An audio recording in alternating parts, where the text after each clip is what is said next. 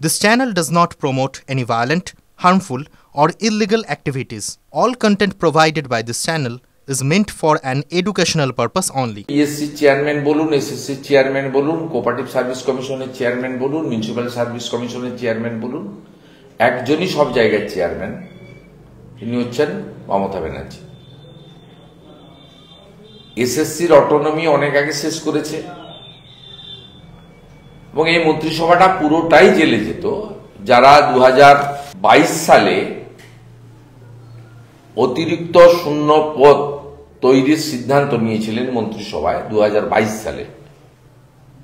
শুধুমাত্র সিপিএম এর যে 96 সালে সিপিএম এর সময় তৈরি এসএসসি যে আইন, সেই আইনের একটা লাইন ফাঁক দিয়ে এরা সুপ্রিম কোর্টে, হাইকোর্টে বাঁচতে পারেনি, সুপ্রিম কোর্টে বেঁচে বেরিয়ে গেছে। সেখানে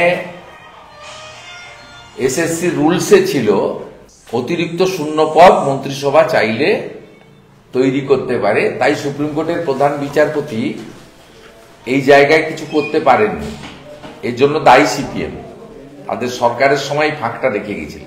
2015 সালে লাস্ট এসএসসি, 2017 সালে লাস্ট পিএসসি।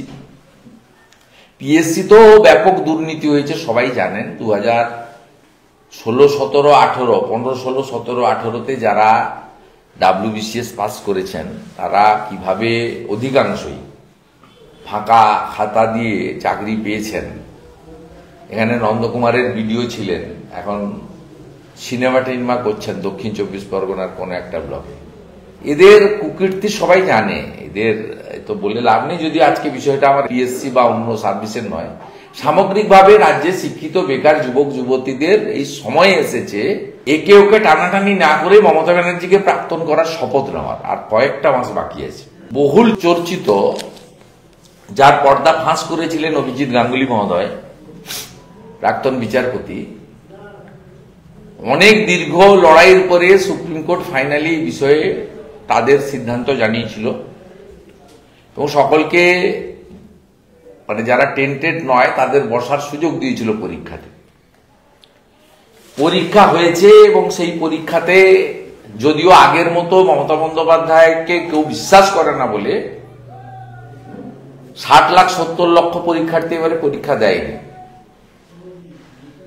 এবারে 10 লাখেরও কম, 5.5-6 লাখ মতো পরীক্ষার্থী মোটামুটি পরীক্ষায় বসেছিলেন, যেটুকু আমার ইনফরমেশন আছে। স্পেসিফিক নাও হতে পারে, সংখ্যাটা বাড়তেও পারে। এই ফ্রেশাররা শর্ট নোটিসের পরীক্ষায় পড়াশোনা করে প্রিপারেশন নেওয়ার পরেও কার্যত 95% বেশি, হাতে গোনা 2-1 জন হতে পারে, এবারের পরীক্ষায় মানে ইন্টারভিউ যে ডাক হয়েছে, এখনো অ্যাপয়েন্টমেন্ট দেননি, অ্যাপয়েন্টমেন্ট দিতে পারবেন কিনা জানি না, কারণ এইটাতেও সম্পূর্ণ দুর্নীতি হয়েছে। ফ্রেশাররা কার্যত সুযোগ পাননি। 70 নম্বরের পরীক্ষায় আপনার এক একটা সাবজেক্টে 60 পেয়েও ইন্টারভিউতে ডাক পাননি। শিক্ষিত বেকার যুবক যুবতীদের সঙ্গে যে প্রতারণাটা মমতা বন্দ্যোপাধ্যায় করেছেন, তার নেতৃত্বাধীন, তার পরিচালিত, তার অঙ্গুলি নির্দেশে এসএসসি করেছে, এই ক্ষমার অযোগ্য অপরাধ হয়েছে। অন্যদিকে টেন্টেড ছাড়া যারা পরীক্ষায় পাস করেছেন তারা ইন্টারভিউতে ডাক পেয়েছেন বড় সংখ্যায়, তারাও যে সকলে ডাক পেয়েছেন তা নয়। সাবজেক্ট ইংলিশের ক্ষেত্রে কোন বঞ্চিত যোগ্য শিক্ষক তারা ডাক পাননি। আমার কাছে সম্পূর্ণ তথ্য আছে এবং এটা প্রাথমিকভাবে আমি আপনাদেরকে রিয়াকশন দিলাম।